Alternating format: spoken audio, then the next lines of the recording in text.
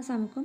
आज हम सीएसएस के 19 फ़ैब के ओपिनियन का एनालिसिस करेंगे। दो मेन ओपिनियंस जो कि मुझे लगा कि हमें इस बारे में डिस्कस करना चाहिए, वो हम डिस्कस करने की कोशिश करते हैं।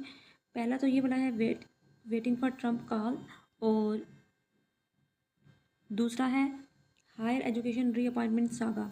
ठीक है, तो पहले हम इसको डिस्कस करेंगे। इसके अलावा हम ये देखेंगे कि सीएसएस के कौन कौन से टॉपिक्स के साथ हम इसको लिंक कर सकते हैं। ठीक है, और कौन कौन से मेन पॉइंट्स यहाँ पे डिस्कस हुए हैं। ठीक है,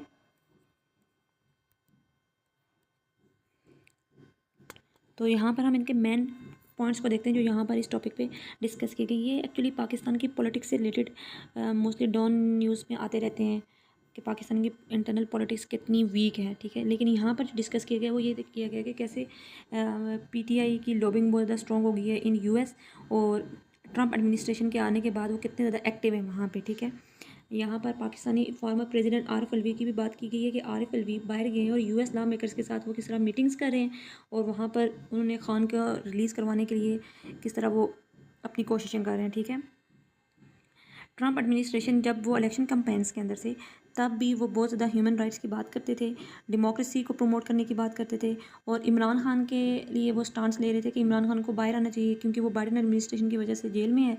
ठीक है, ये उन्होंने बहुत ज़्यादा इलेक्शन कैंपेन के अंदर यूज़ किया था। अब ट्रम्प की सिंपैथी तो थी इमरान खान के लिए, जब से वो पावर में आए तो अब वो उस तरह का स्टांस नहीं ले रहे। तो पीटीआई जितनी भी लॉबिंग है वो बहुत ज़्यादा स्ट्रॉन्ग हो गई है वहाँ पे। उसके अलावा पाकिस्तानी गवर्नमेंट ने भी अपने वहाँ पर जितने भी एम्बेसडर्स वगैरह हैं और मेंबर्स हैं उनको एक्टिव किया है, और एम्बेसडर्स को वहाँ पर एक्टिव करने के बाद पीटीआई लॉबिंग को काउंटर करने के लिए वहाँ पर उन्होंने अपने एम्बेसडर को यूएस लॉ मेकर्स के साथ मीटिंग्स करवाई हैं उन्होंने भी, ताकि उनको काउंटर किया जा सके और ट्रम्प का प्रेशर या ट्रम्प एडमिनिस्ट्रेशन का प्रेशर गवर्नमेंट के ऊपर कम से कम आए। ठीक है, जब भी किसी फॉरेन कंट्री का, स्पेशली सुपर पावर का, जब किसी कंट्री के ऊपर या एक डेवलपिंग कंट्री के ऊपर जब प्रेशर आता है ना, तो वो कंट्री को इकोनॉमी को भी इफेक्ट करता है और पॉलिटिकल सिस्टम को भी इफेक्ट करता है। पाकिस्तान की इकोनॉमी और पॉलिटिकल सिस्टम पहले ही बहुत ज़्यादा वीक चल रहे हैं, और अगर फर्दर प्रेशर आएगा तो eventually it will affect the country. ठीक है, इसके अलावा हम आगे चलते हैं और देखते हैं कि कैसे वहाँ पर ब्लेम गेम चल रही है पाकिस्तान एस्टेब्लिशमेंट। ठीक है, जिसकी वजह से पाकिस्तान के इंस्टीट्यूट्स की इमेज फ़ौरन बहुत ज़्यादा ख़राब हो रही है। ये ब्लेम गेम पाकिस्तान की एस्टेब्लिशमेंट में कब से स्टार्ट हुई है? आफ्टर 8 फरवरी इलेक्शंस। सॉरी। ठीक है, और इसके अलावा एक्सटर्नल इंटरफेरेंस की वजह से पीटीआई को और पीटीआई के सपोर्टर्स को भी बहुत ज़्यादा क्रिटिसाइज़ किया जा रहा है कि कैसे में पीटीआई की लॉबिंग और पीटीआई के सपोर्टर्स और पीटीआई की जितनी भी मेंबर्स हैं वो कैसे एक्टिव हैं यूएस में, और यूएस की इंटरफेरेंस को पाकिस्तान के अंदर बहुत ज़्यादा प्रमोट कर रहे हैं। ठीक है, अब हम सीएसएस से कौन से टॉपिक्स के साथ इन्हें लिंक कर सकते हैं। पहला ये है पाक यूएस रिलेशंस के साथ। पाक यूएस रिलेशंस में हम ये लिख सकते हैं कि कैसे यूएस कभी भी पाकिस्तान के अंदर इंटरफेयर कर सकता है और गवर्नमेंट को लगाने में उतारने में कैसे रोल प्ले कर रहा है। ठीक है, कैसे कोई भी पॉलिटिकल पार्टी अमेरिका में बैठ के उसके सपोर्टर्स कैसे लॉबिंग कर सकते हैं वहाँ पे, और पाकिस्तान के अगेंस्ट किसी भी पॉलिटिकल वहाँ पर पावर को किसी भी टाइम एक्टिव कर सकते हैं।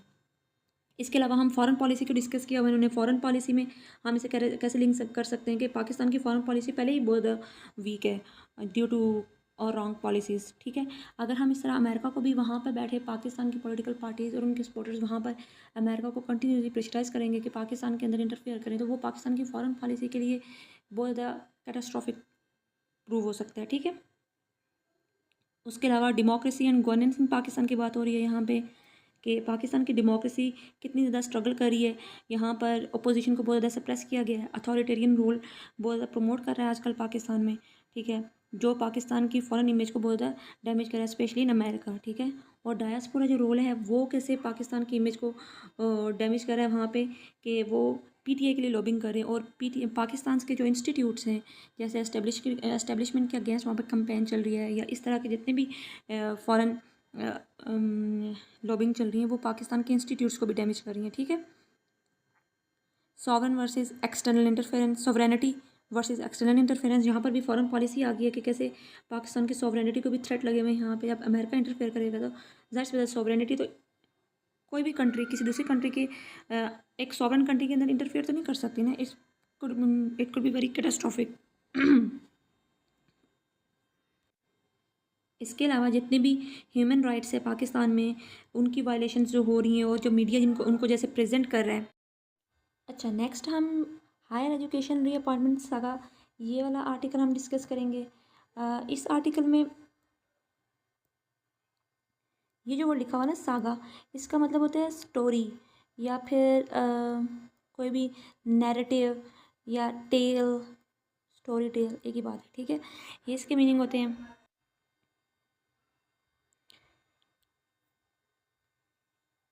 यहाँ पर हमने इसको लिंक कैसे करना है, या इसमें मेन पॉइंट्स पहले कौन से डिस्कस में, पहले हम वो देख लेते हैं, ठीक है। Violation of rules and laws, ठीक है। हमारे पास जो एजुकेशन सिस्टम है ना, उसमें क्रक्स क्या एक्सप्लेन हुआ है कि हमारा जो एजुकेशन सिस्टम है वहाँ पर कोई मेरिट नहीं है, ठीक है। जैसे अभी पिछले दिनों एक लॉ पास हुआ था कि कोई भी ब्यूरोक्रेट आके यहाँ पर इसे रूल कर सकता है, ठीक है। किसी भी एजुकेशनल इंस्टीट्यूट का हेड लग सकता है, ठीक है। तो यहाँ पर वही बात हो रही है कि violation of rules and laws हो रहे हैं, मेरिट कोई नहीं है, जिसकी वजह से कोई भी आके किसी भी गवर्नमेंट इंस्टीट्यूट पे हेड गवर्नमेंट इंस्टीट्यूट का चीफ लग सकता है, ठीक है। जिसके बाद ये डिस्कस किया गया कि कैसे हमारा हायर एजुकेशन सेक्टर इस मेरिट ना होने की वजह से और पॉलिटिसाइजेशन की वजह से कितना बिल्कुल डिस्ट्रॉय हो चुका है हमारा, ठीक है। इसके अलावा डिस्ट्रॉय होने की वजह से अनएम्प्लॉयमेंट रेट कितना हाई चला गया है, और टीचिंग एंड रिसर्च हमारी बहुत लो क्वालिटी की चल रही है, ठीक है। और ये सिर्फ इसी वजह से चल रहा है क्योंकि हमारा एजुकेशन सेक्टर बिल्कुल डिस्ट्रॉय कर दिया गया। क्यों कर दिया गया? क्योंकि यहाँ पर पॉलिटिकल मिनिस्ट्रीज़ की बहुत ज़्यादा इंटरफेरेंस हो रही है। इसके अलावा मेरिट नहीं है, फेवरेटिज्म और नेपोटिज्म बहुत ज़्यादा पीक पे चल रहा है, जिसकी वजह से हमारा एजुकेशन सेक्टर बिल्कुल डिस्ट्रॉय हो चुका है, ठीक है। पब्लिक ट्रस्ट बिल्कुल ख़त्म हो चुका है, ठीक है। और जिसकी वजह से इंस्टीट्यूट्स पे इतना लोग ट्रस्ट नहीं करते और गवर्नमेंट इंस्टीट्यूट्स पे बहुत कम लोग कोशिश करते हैं वो जाएँ, ठीक है। जितने भी गवर्नमेंट कॉलेजेस और गवर्नमेंट स्कूल्स हैं, आपने देखा होगा कि जितने भी पेरेंट्स हैं वो कोशिश कर रहे होते हैं कि अपने बच्चों को प्राइवेट स्कूल्स में भेजें, ठीक है। इसके अलावा rule of law and its importance की बात की गई है। कैसे रूल ऑफ लॉ किसी भी इंस्टीट्यूट को टॉप पे रखने के लिए वहाँ पर रूल ऑफ लॉ की इम्पोर्टेंस होती है, ठीक है। अगर रूल ऑफ लॉ नहीं है तो वहाँ पर बिल्कुल भी वो इंस्टीट्यूट बिल्कुल ख़त्म हो जाएगा, या फिर उसमें जिस भी इंस्टीट्यूट्स पे रूल ऑफ लॉ नहीं होगा या मेरिट सिस्टम नहीं होगा, वहाँ पर क्या होगा, वो बिल्कुल इंस्टीट्यूट जो है ना वो बिल्कुल ख़त्म हो जाएगा, बैंकक्रप्ट हो जाएगा, ठीक है।